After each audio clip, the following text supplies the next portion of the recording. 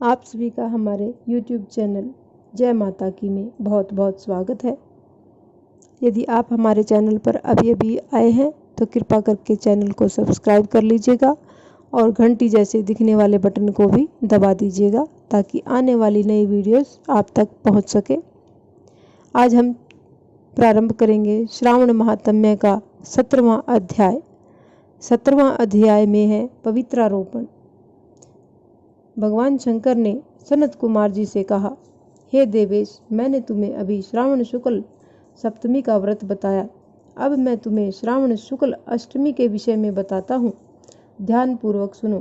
श्रावण शुक्ल सप्तमी को अधिवासन कर अष्टमी के दिन पवित्रारोपण करना चाहिए।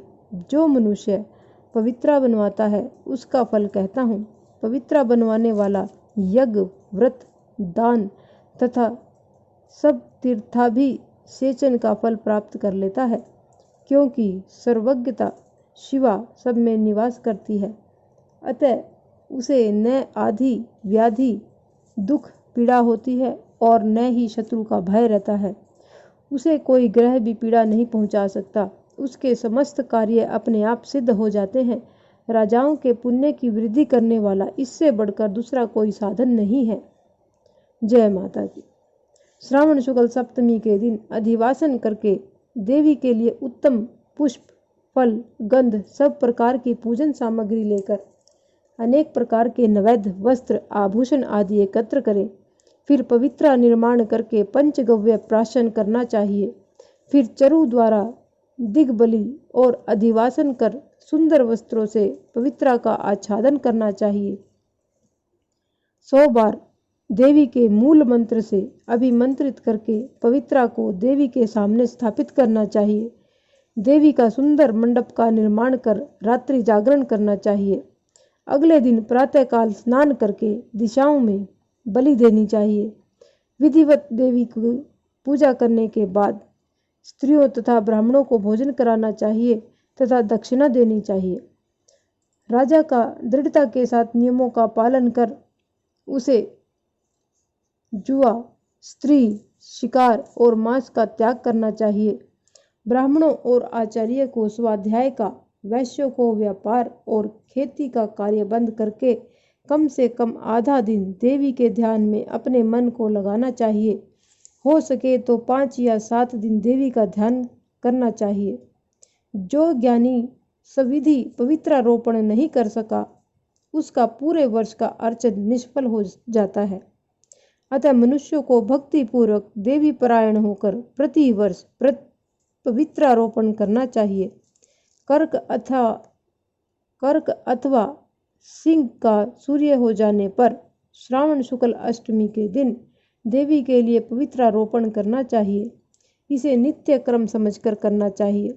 सनत कुमार बोले, हे देवादिदेव महादेव, आपने जो पवित्रारोपण बताया है उसके निर्माण की विधि ठीक तरह से मुझे समझाइए।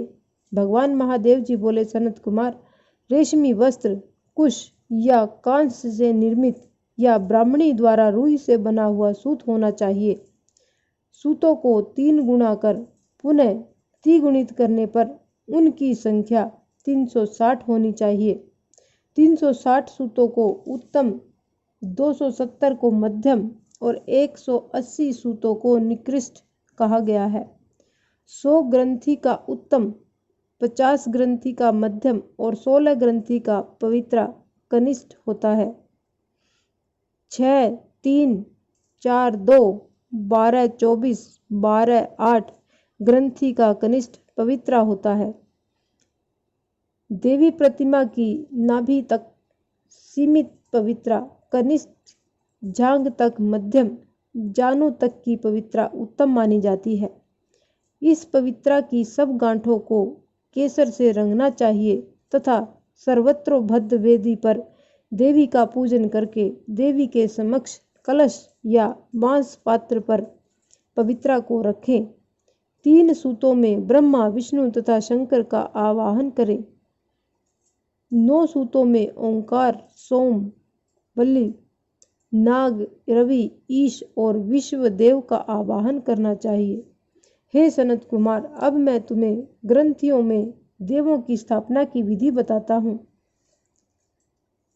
ग्रंथि यानी गांठों में।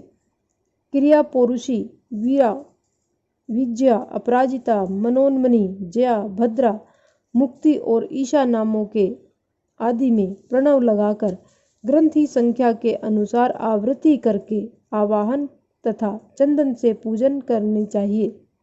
इस प्रकार प्रणव द्वारा अभिमंत्रित कर देवी को पवित्रारोपण का विधान तुम्हें बताया है। जिन दूसरे देवों को प्रतिपदा आदि तिथियों में पवित्रारोपण करना चाहिए उनके विषय में सुनो। धनद, श्री, गौरी, गणेश, चंद्रमा, गुरु, सूर्य, चंडिका, अम्बा, वासुकी, ऋषि, चक्रपाणि, अनंत, शिव, ब्रह्मा और पितृ आदि देवों का प्रतिपदा आदि तिथि में पूजन करें। यह पवित्रारोपण प्रधान देवों का है। उनके सहदेवों को 3 तार वाला पवित्रा समर्पण करें। श्रावण शुक्ल पक्ष तथा कृष्ण पक्ष की 9वीं तिथि का महात्म्य। दोनों पक्षों की 9वीं के दिन तथा यथाविधि कुमारी नामक देवी का अर्चन कर, नक्त व्रत कर, दूध और शहद मिला हुआ भोजन करना चाहिए या उपवास रखकर इस दिन कुमारी नाम से देवी का निरंतर पूजन करें। चांदी की प्रतिमा बनवाकर उसमें भक्तिपूर्वक दुर्गा पाप नाशिनी का कनेर के फूल, गंध, अगर, चंदन, दशांग, धूप और लड्डू द्वारा पूजन करना चाहिए। कुमारी लड़कियों को भोजन कराने के बाद ब्राह्मणों को भक्तिपूर्वक भोजन कराना चाहिए, यानी पहले कन्या पूजन होना चाहिए और उसके बाद ब्राह्मण का पूजन। फिर मौन धारण कर बिल्व पत्र भोजन करना चाहिए। 9वीं का व्रत प्राणियों के सब पापों को नष्ट करने वाला, समस्त संपत्तियों को प्रदान करने वाला, पुत्र पौत्र आदि की वृद्धि करने वाला और सद्गति को प्रदान करने वाला है। इस प्रकार यह हमारा 70वां अध्याय संपूर्ण होता है। यदि आपको हमारी कथा अच्छी लगे तो कृपा करके लाइक बटन को ज़रूर दबा दीजिए और साथ में ही चैनल को सब्सक्राइब भी कर लीजिए। इसी प्रकार की और रोचक कथाओं को सुनने के लिए हमारे चैनल को सब्सक्राइब कीजिए। धन्यवाद।